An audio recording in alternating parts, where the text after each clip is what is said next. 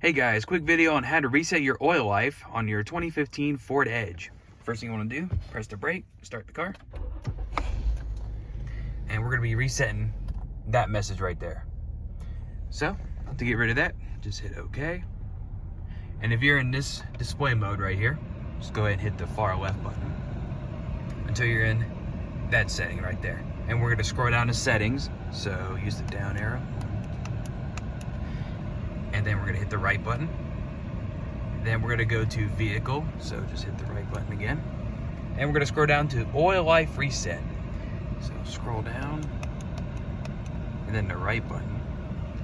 And it says we're at 3%, but we had our oil changed, and in order to reset that, we just got to press and hold the OK button to reset. So this right here, just press and hold. Cool.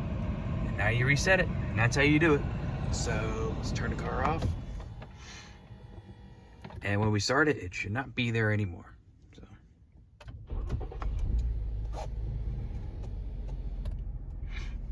Cool, no more message. All right, guys, thanks for watching. And if this helped, please leave a like and subscribe to our channel so we can show you to do more fixes to your cars. Thanks for watching.